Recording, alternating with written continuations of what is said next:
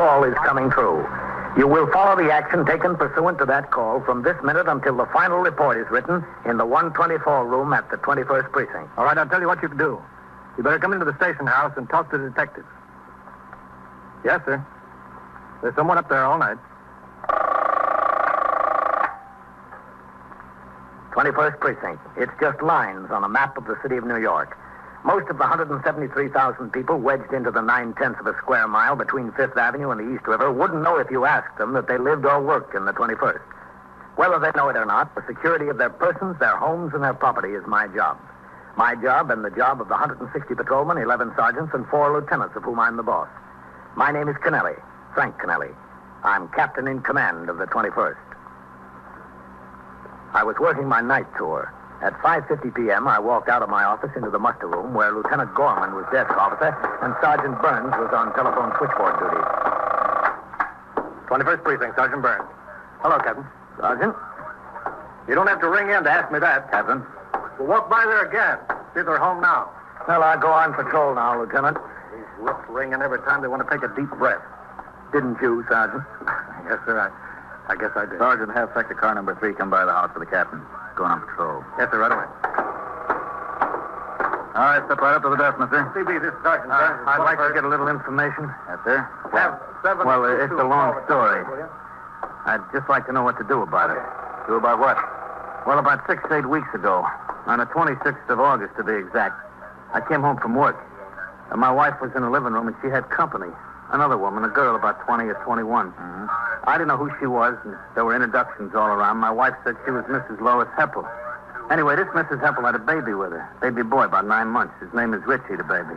722. Well, so I sit there wondering when supper is going to go on the table and what this Mrs. Heppel is doing. And then Cora, that's my wife, springs it on me. 37. We're taking in a paying guest, the baby. That hits me between the eyes. But I'm polite about the whole thing. I take Cora into the kitchen. I ask her, what's this all about? Are you going nuts? But she gives me a long song and dance about how another lady she met in a delicatessen told her about Mrs. Heppel was looking for someplace to board the baby for a couple of months. Well, Cora's dying to have the kid in the house. She won't take no for an answer. So to make a long story short, we took in a baby. Oh, what do you want us to do about it? Well, I'm not asking you to do anything about it. All I'm asking for is a little information. Did this Mrs. Heppel pay you anything? That's just the point. And my wife made an agreement that we would board the baby for $12.50 a week. So when she left the kid with us, she gave us $37.50 to cover the first 3 weeks. She said she would either come by the house or send us the money before the 3 weeks was up. Uh-huh. Well, how much has she sent you since? Nothing. Not one lousy cent. That's what I'm so burned up about. We got the kid. We haven't heard a word from her. Not a single word. Oh, I see. So what I'd like to know is, what am I supposed to do? What's your name? Me? Mm-hmm. Wigan, Harry Wigan. 21st Precinct. How do you spell that? W-I-G-A-N. Yeah, come by the station house. Captain's going on patrol. All right, where do you live? 502 York Avenue. Are you the captain here? Yes, that's right. I'm Captain Kennelly. Well, I'm glad to know you. Look, is there something that can be done? Where do I go? Who do I see? Well, there might be something that can be done, Mr. Wigan. This child, or the mother, is not related to either you or your wife. Related? I never seen either of them before in my life. I seen the woman just that once in my living room when I came home from work. This woman, the mother... Mrs. Heppel, Lois Heppel. She agreed to pay you $12.50 a week to board the child? Yeah, that's right, $12.50 a week. Oh, I told my wife, I told her, Cora, $12.50 a week to take in a kid is nothing today. Nothing. It'll cost more than that, just expenses out of the pocketbook. But she's got to have the kid. She's got to have him. I couldn't even reason with her. How long have you been married? 16 years. Any children of your own? No children. Not that we didn't want any. Her especially, but it was just one of those things, the way it worked out. There was no children. What did this Mrs. Heppel tell your wife? What do you mean? Well, I mean, why did she have to board the baby in a foster home? Oh, well, she said that she had the chance of a pretty good job in one of those airplane factories out in Long Island. Said she wanted to take the job, but that she couldn't do that and take care of the kid, too. She wanted to take the job so she could save up some money. Did she give you the address where she'd live out on the island? She said she'd send it when she got settled. Well, did she send it? Yeah, just like she sent the $12.50 a week. Did this Mrs. Heppel live with her husband? I don't even know that she had one. I asked the people in the building where she was staying there. They never saw any husband around there. Well, did she leave any forwarding address at the building? Nothing. She just left. And she owes you approximately 4 weeks' board. Approximately, just about. All right, Mr. Wigan. You and your wife bring the child into the station house. If what you told us can be substantiated, Oh, it could be substantiated, all right. Well, then the mother's guilty of abandonment. You make your complaint here, and we'll see that the child is taken care of. I'll be in my office, Lieutenant. Yes, sir. Thanks, Captain. Thanks a lot. Listen, Captain. Yes? All right. I just want you to know that I got nothing against the little fella. He's all right. But I just hate being made a chump out of. You know what I mean? I understand, Mr. Wigan. It's just a rotten, lousy thing for that mother to do, and I ain't going to be the sucker in the deal. How does your wife feel about it? Well, it don't make any difference how she feels about it. I'm the guy that's paying the bills. And I got enough to pay with $63.34 a week take-home pay without worrying about somebody else's obligation. All right, Mr. Wigan. You and your wife come into the station house with the child. We'll get it all straightened out. Yeah, well, I'll go home right now and get him. Well, you can wait until tomorrow if the baby's asleep. You've had him this long. Another night won't make any difference. To you, I know it don't make any difference, Captain. To me, it's plenty of difference. A few minutes after Harry Wigan left the station house, sector car number 3 came by to take me on patrol of the precinct. I had the operator, Patrolman Mercado, drive me to a political rally on 76th Street where all the candidates for city council from the AD were speaking from the same platform. The crowd was not large, and the number of patrolmen assigned to the job was more than adequate. Before returning to the station house, we made a swing of the south end of the precinct by way of York Avenue, where we saw sector car number 1 parked at the curb. We stopped.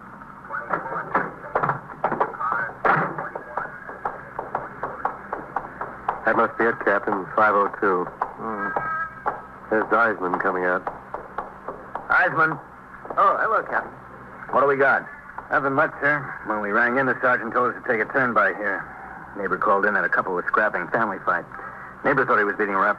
Was he? Oh, no, sir. I went up and talked to them. They weren't drinking. Nice enough couple. Said they were just having an argument. Calmed down by the time we got there. Something about their baby. I told them if they had to argue to keep it down low enough so the neighbors wouldn't have to call the cops. What's the name of the couple? Wigan, Captain. Mr. and Mrs. Harry Wigan. What floor are they on? Second floor front, Captain. But it's all settled. They've quieted down. I know him. I want to talk to him. Oh. You're back on the job, Ives. Yes. Mercado. Yes, sir. You wait down here. Yes, sir.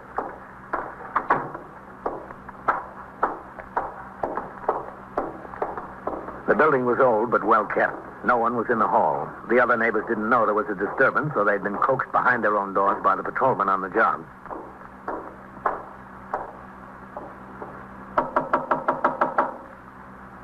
Yeah, who is it? Captain Kennelly. Who?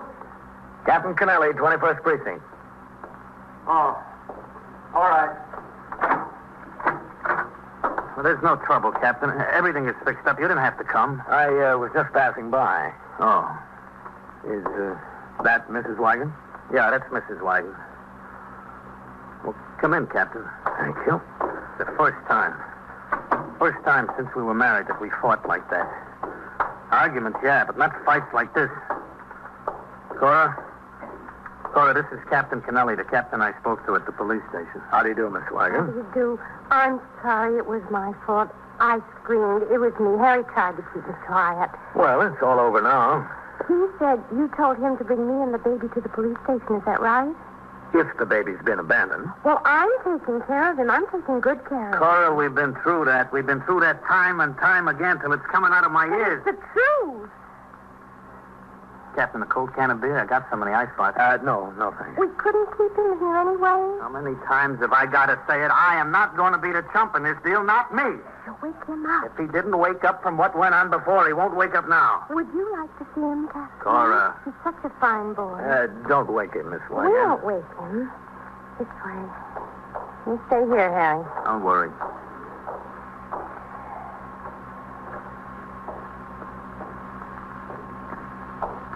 You ever see such a butterball? I love it. You don't know how I love it. How many children do you have, Captain? 3. 3? Ah. 3 is a nice family. Everybody except me. I always wondered why everybody except me. Don't ask foolish questions. Harry says we have to bring him to the police station tomorrow. What will you do? Well, we'll try to find the mother, place charges of abandonment against her. What about him, Richie?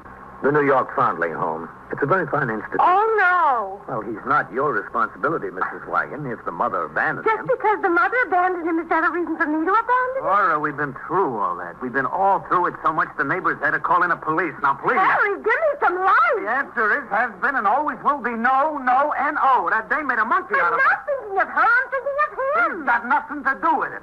She's not going to get away with it. That kid gets turned over tomorrow. Now, folks, let's settle down. It's settled down, and it's settled.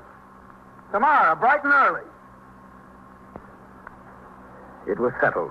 The husband made the decision. The wife had apparently resigned herself to it. She sat down on the couch and stared down at the floor. I said goodnight to each of them and left. Downstairs on the street, Sergeant Collins' car had pulled up behind my own. Patrolman Mercado was standing on the sidewalk talking to the sergeant, explaining the nature of the trouble in the house. I joined them. Because it was a quiet night in the precinct, I decided to accompany Sergeant Collins on an inspection tour of cabarets. When I returned to the station house and walked up the front steps into the muster room, a wildly gesticulating man was standing in front of the desk, trying to make himself understood. Now, wait a minute. Wait a minute. No comprendo. Hable despacio. Repítalo. What's the trouble, Sergeant? That's what we're trying to find out, Captain. He just... Ella me dijo, visitaremos mi casa. Allí tengo agua. All right, hold it. Party. Sí, está bien. It's been a long time since high school Spanish, Captain. Well, did you call upstairs to the detectives? Is Hernandez on the job tonight? Yes, sir. He's working, but he's out on patrol. They're trying to locate him. I think he's trying to tell me he was robbed. Look, ¿cómo se llama usted? Protea. Fernando Organza Protea. Ella y su amigo lo cogieron todo. Look, wait a minute. Tenía una Just a cuchilla y second. me robó. Pare. Hable más despacio. Sí, sí. Enséñame sus papeles. Papeles, ahí Yeah. están. You're not doing bad, Lieutenant. Well, he's had a lot more practice than I have. He is going to show you his wallet. Yo soy marinero. Yeah. Mi barco está en Hoboken. Me robaron. Hoboken. Una muchacha... Wait a minute. un hombre que Un momento. Sí, sí. I think he's a merchant seaman. I think that's what this card says, anyhow. Look, ¿cuál es su nacionalidad? Nacionalidad. Yeah. Sudamericano. Argentino. He's from the Argentine. Excuse me. ¿Cuál es su barco? El barco se llama la Recalde. Recalde. Ask him if he's heard. Oh, yes, sir. ¿Está usted herido? Sí, señor, malamente. good. Yeah, he is. We'll keep him Me here. dieron un golpe en el cuello. Me Yeah. dieron con un All right, palo y me hold it. robaron mi dinero. Party. Hey, located Detective Hernandez. He's on his way anyhow. Oh, brother, that's good. ¿Cómo recobre mi dinero? Yeah, ¿Cómo party. quiera yo para eso? Espere un momento. Look, detective, quiere hacerle algunas preguntas very soon. Are you busy, Captain? Can I see a minute? Oh, hello, Mr. Yo Wagon. quiero mi dinero. Important, Captain. All right, Mr. Wagon. Más que $100. I'll be in my office, Sergeant. Yes, sir. Al llegar a la Come into my office, Mr. Wagon. Yeah, sure. Go ahead. Thanks. Well, what's the trouble, Mr. Wagon? She's gone. My wife. She's gone and she took the kid with her. When did she leave? I don't know. I thought it was all settled. We were going to bring the kid in here tomorrow. I went to bed. You know, I got to get up early to go to work. Cora said she'd go sit in the living room a while. And she left after you fell asleep? Yeah, that's right. She just took the baby and she left. Well, have you any idea where she went? No, I don't have any idea at all. When did you discover she was gone? I don't know.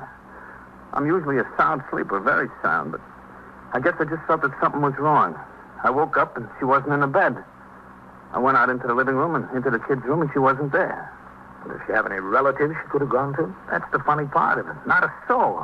A sister in Boston. That's all the relatives she's got. What about friends? Well, it was so late, I didn't feel like calling anybody. Is there anyone in the building she could have gone to? I thought maybe she had done that at first. And then I looked in the closet. She took her winter coat and bundled up the baby with some heavy blankets we had there, so I figured that she wasn't going anyone in the building. How about a hotel? I don't think so. She didn't take any money. Nothing? Well, payday's tomorrow. She didn't have only a couple of dollars left. She left a couple of dollars right on the dresser. She took it out of her pocketbook and left it right on the dresser. Captain, I don't think she took a cent with her. Not a cent. That's what worries me. You're positive she didn't go to a friend's? Can't be positive, but I don't think so. Well, you ought to check some of your friends in the neighborhood. Well, I wouldn't want to do that, Captain. I've been in enough trouble tonight. It's late already. They all got to get up early in the morning. I wouldn't want to wake any of them up. Well, if she didn't have any money with her, Mr. Wigan, that's where you're going to find her, I think. Look, Captain, don't you think I was right? I mean, why should we be chumps and take on somebody else's obligations like that? I can see that she likes the kid. She loves him. I like him, too. But her mother made a sucker out of us. She just played us for chumps. She knew she wasn't coming back when she left the kid. I just don't go for that kind of deal. Your wife seemed happy enough with it. Well, there's got to be somebody in the family that looks out for your rights. There's got to be somebody that sees you don't get stepped on. Listen, Captain, I'm worried to death. What can I do?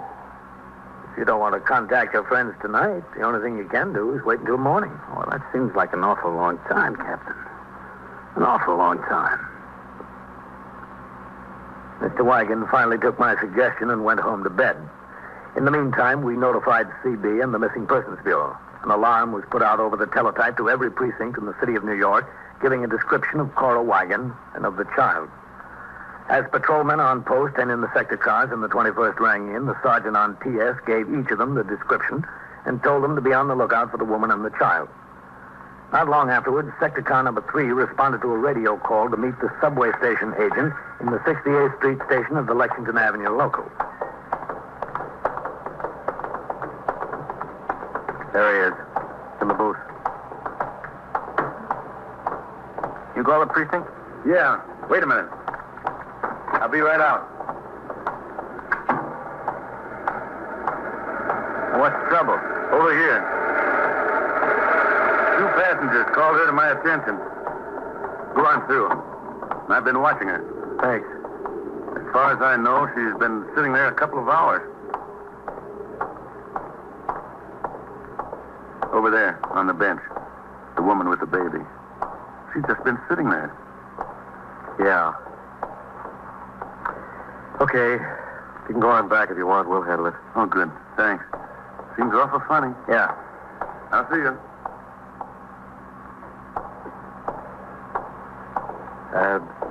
What was the name of the woman in that alarm? The one with the baby? Wigan? Yeah, Wigan. Well, that could be her. Excuse me, lady. He's asleep. He woke up when an express passed a little while ago. I had a hard time getting him to go back. It's kind of late to be out with a baby, isn't it? He's all right. I take good care of him. If this train doesn't wake him up again, they make an awful lot of noise. Oh, this isn't a nursery. It's a subway station. Guess it's not their fault. Are you Mrs. Wigan? What? Are you Mrs. Wigan? I still didn't hear you. I asked you if you were Mrs. Wigan. Yes, I'm Mrs. Wigan. We've been looking for you. Oh, I guess Harry woke up and saw I was gone. I guess he did. Well, I don't want to give Richie up. I can't give him up. I've wanted him so long. You've no idea how long. We'd better go into the station house and talk about it, Mrs. Wigan. Oh, do we have to? Yeah, we'd better. I'm not going to give him up. Look, he even smiles when he sleeps. You've never seen such a happy baby. He's so happy. Yeah, I guess he is. He won't be happy if they take him away from me. Nobody will be happy. Nobody. Oh, come on, Mrs. Wigan. All right. Everything's so funny. He's hers and she doesn't want him. I want him and I can't have him. So funny. The 2 officers took Mrs. Wigan and the child upstairs to their car and drove them to the 21st. I had just returned from my tour of the division with the deputy police commissioner. I asked Mrs. Wigan to wait in my office. Then I instructed the desk officer to notify Mr. Wigan that his wife was at the station house. After a few minutes, I walked toward my office. Through the open door, I could see her holding the sleeping child tightly in her arms. She looked down at him fondly. Oh. Is Harry coming? I sent an officer around to tell him you were here. Oh. I think he really likes Richie. I don't understand him. I'll be out or in the kitchen or someplace, and I'll come in and find him playing with the baby, and he jumps away. Like he was caught stealing something. I don't understand him. He told me the mother is making a sucker out of him. Yes, he told me that, too, but maybe it's not her fault. I don't see how anybody could help caring about Richie. Maybe she's sick or something. That could happen, couldn't it? Couldn't that be why she didn't send the money? Well, we'll find out. The detectives will start checking into it. Do they have to take him away from me? Can I keep him till they find out something? According to the law, Mrs. Wigan, when a parent has agreed to pay for a child in a foster home and goes away without leaving an ascertainable address or continuing to arrange for board, the child is considered abandoned. I haven't abandoned him. I want him. Yes, but you see, he's not yours. It's up to the Department of Welfare to provide shelter for him. Can I keep him? Is there any way? Well, there probably is. You can get your husband to agree to seek adoption. Harry? Not the way Harry feels. He wouldn't agree to anything. He likes the boy. You said that yourself. And he told me he did. Yes, I know, but he's so sore at Mrs. Heppel. He's so sore he takes it out on Richie and on me. Oh, excuse me, I thought he was stirring. Look, like a log. He's really a good baby and so happy. Yeah. Babies usually are if the person taking care of them is happy doing it. Yes, I know. I'm happy. I've been married all these years, and I've never been so happy. That's what I think may be the matter with Harry is. I think he's jealous. Imagine. Jealous of a little thing like this. Come in. Oh, come in, Mr. Wagon. Thanks. Should I close the door? Yes, please.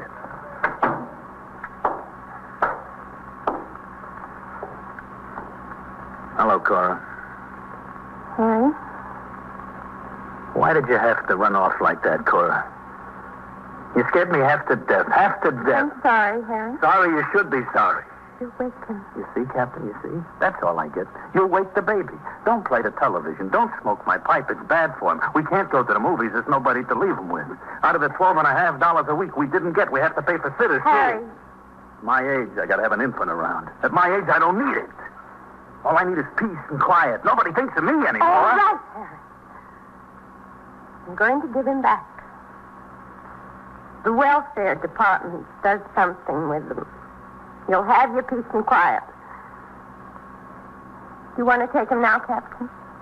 Well, it's late, Mrs. Wagon. Why don't you go home with him? You have all his things there. We'll make arrangements in the morning. No, I can't take him home. I want to leave him right here, right now. I can do that, can't I? Well, I'll have to get a policewoman up here to take him to the New York Foundling home. Now, look, Cora, don't be stubborn. We have to lose a whole night's sleep. Gotta be at work at 8 o'clock. Let's go home. You can get the whole thing straightened out tomorrow. I'm not taking this baby in my house again. Not unless I take him there to stay. I'm not. Now, you got your way, didn't you? What else do you want from me? You could at least try to make it a little easy on me. Hi. I'm ashamed of you. You don't know what you put me through. You don't realize how much I love you to do this for you. Cora, honey, cut it out. I won't cut it out. You haven't got a brain in your head, not one brain. Yeah, I guess maybe I haven't. Captain, I guess I'm a louse. Are you? Yeah, I know I am.